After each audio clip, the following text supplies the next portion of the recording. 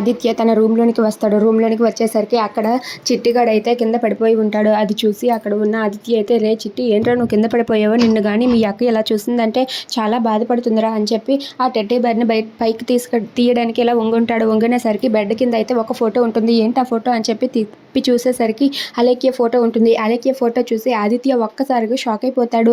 ఏంటి అలేఖ్యనా అని చెప్పి తన పాత జ్ఞాపకములన్నీ కూడా గుర్తు తెచ్చుకుంటూ ఉంటాడు. ఇక ఆ ఫోటో చూసి ఆదిత్య చాలా బాధపడుతూ ఉంటాడు. నాకు కాళ్ళు లేవనే కదా మీ అమ్మ మీ నాన్న నా నుండి నిన్ను దూరం చేశారు, నీకు వేరే పెళ్లి చేశారు, ఇప్పుడు నాకు కాళ్ళు వచ్చాయి, నువ్వు నాకు దగ్గరగా వస్తావా, రావు కదా అని చెప్పి ఆలోచిస్తూ ఆ ఫోటో పట్టుకొని ఏడుస్తూ ఉంటాడు. ఇంతలో అక్కడికి చైతన్య వచ్చి అన్నయ్య అని పిలుస్తాడు. పిలవగానే ఆదిత్య కళ్ళల్లో నీళ్లు ఉండడం చూసి అక్కడ ఉన్న చైతన్య ఒక్కసారిగా షాక్ అయిపోతాడు. ఏమైంది అన్నయ్య, ఏంటి ఆ కన్నీళ్ళు, ఆ ఫోటో ఏంటి అని చెప్పి అడుగుతూ ఉంటాడు. అది వినగానే ఆదిత్య అయితే బాగా కావాల్సిన వాళ్ళది అని చెప్పి అంటాడు. అది వినగానే చైతన్య అయితే, హో వదినదా, సరేలే అన్నయ్య, కానీ నువ్వు ఎప్పటికైనా సరే దగ్గరగా ఉన్న వాళ్ళని దూరం పెట్టవని నాకు తెలుసు, నువ్వు చాలా మంచివాడివి, అలాగే వదిన కూడా చాలా మంచిది, నీకు తగ్గట్టుగానే వదిన వచ్చింది, నువ్వు ప్రపంచం మొత్తం తిరిగినా సరే నీకు ఇలాంటి వదిన ఎప్పుడూ కూడా దొరకదు, అంత మంచి వదిన వచ్చింది.